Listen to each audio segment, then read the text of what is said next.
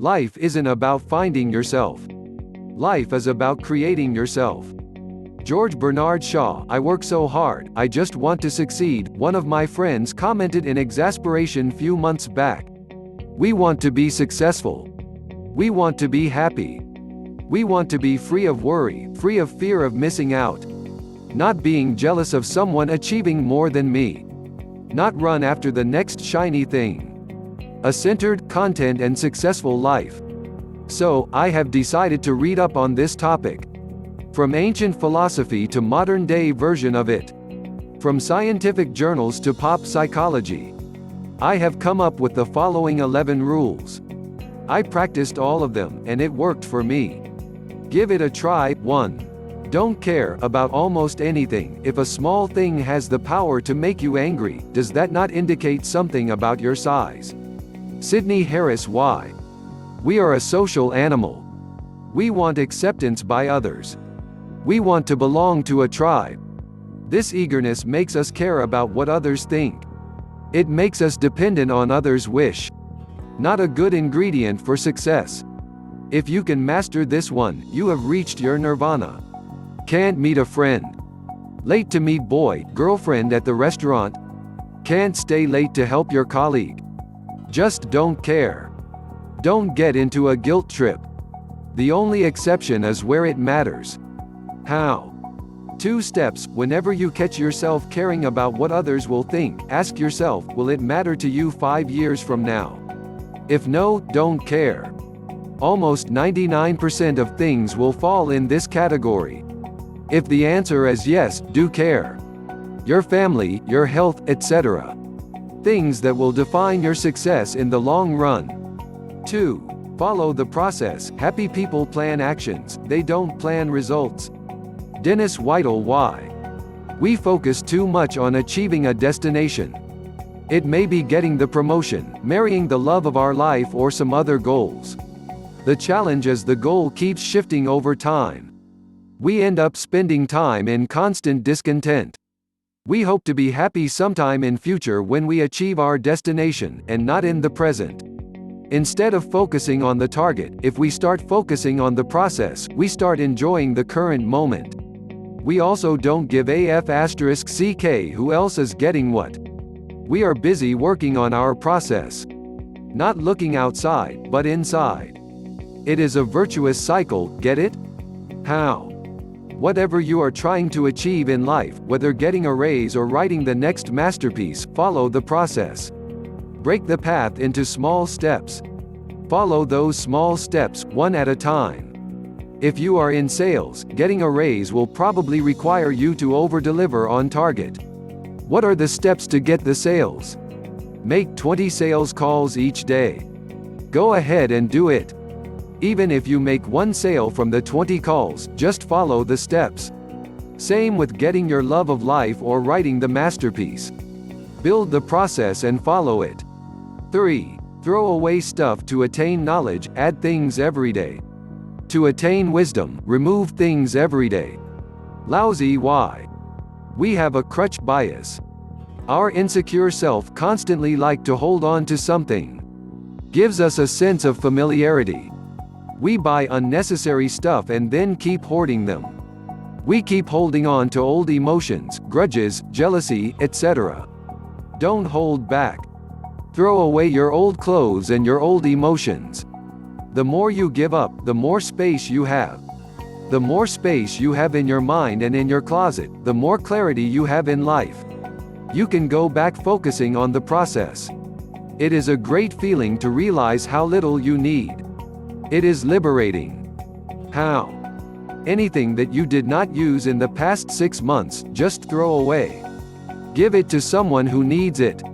No, you will not be using it in future. No, no one else cares. You don't need all those old papers. Go electronic if possible. And as far as emotions are concerned, remember, you too will die. As remote as it may seem now, it is inevitable.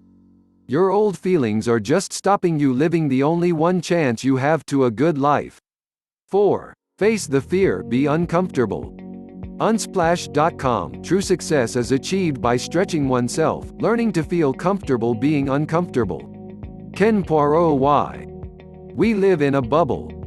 That is our comfort zone. Living in that zone will never allow us to understand how big our life can be. Unless we do things that make us uncomfortable, we will never know what we can become. Do you want one formula to success? This is the one. How? 2 ways. Make a target to do one thing each day that makes you uncomfortable. Speak up your mind. Do the thing that makes you nervous. You have the highest willpower within 4 hours of getting out of bed. Use that time to push the boundaries. Start small and improve over time. But keep growing. Push the limits by 1%. Every day. Soon you will be a master. To be able to be uncomfortable is the surest way to succeed. 5. Build a routine. What lies in our power to do, lies in our power not to do. Aristotle. Why? Our habit decides everything. Our happiness, our probability of success. If you want to achieve anything in life, make a habit around it. The way to build a habit is to practice it regularly. And without a routine, you cannot practice regularly. How? Have dedicated blocks of time for activities. If you want to develop a habit of reading books every day, set aside a time. Get yourself to do the reading even if you do not feel like it. If you stick to the blocks longer enough, it will be your second nature. A habit will be formed. You want to write a book? Set aside a time every day to do the writing. Our mind cannot switch between jobs without compromising quality. Work in batches. Each block for each batch of work. Writing, reading, checking email, family time, business meetings. I wrote about the hows in a separate blog. Read here. 6. Don't be busy. There is nothing so useless as doing efficiently that which should not be done at all. Peter Drucker. Why? Busyness is just a way to waste your time and energy. It stops us from doing quality work. We want to be busy because it gives us a sense of accomplishment, especially in front of others. Refer point 1. We feel like we have done something with our time. It increases stress and frazzles us. Flow matters. Deep work is what makes the difference. That is when you produce your best works. How? Faced with a task, ask yourself, do you need to do it yourself or someone else can do it? Outsource, delegate whenever possible. Say no to most requests. Most yes is a lost opportunity to use your time to do something meaningful. 7. Stay put. Grit. That which we persist in doing becomes easier to do, not that the nature of the thing has changed, but that our ability to do has increased. Ralph Waldo Emerson. Why? Life has its fair share of bad surprises. Even the most successful one out there go through the bout of living in the valley of despair. The difference is grit. People who go through the trial but don't give up. They stick to the process. How? Prepare yourself for bad times when things are going well. Remind yourself that things may go south anytime. You are just enjoying a temporary high. When you are going through tough times, remember that this too will be over. You are going through a temporary low. Put yourself through the process of work. Develop a habit, something that makes you passionate. It will help you to survive bad times. 8. Don't worry, these mountains that you are carrying, you were only supposed to climb. Najwa Zebian. Why? Most of what we worry about does not come through. Anxiety is bad for success. It also does not solve the problem unless you do something. So, why worry? How? Take a look back. How many of the things you worried about actually happened? Future will be no different. When you catch yourself worrying about something, write down what is the worst that can happen and the probability of that happening. Start taking actions to change the situation. 9. Sleep. No day is so bad it can't be fixed with a nap. Carrie Snow. Why?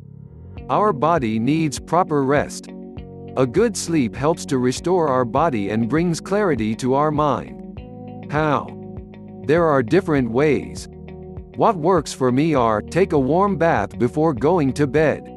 Stop checking phone 1 hour before bedtime, writing down whatever is bothering me on a journal and put it away.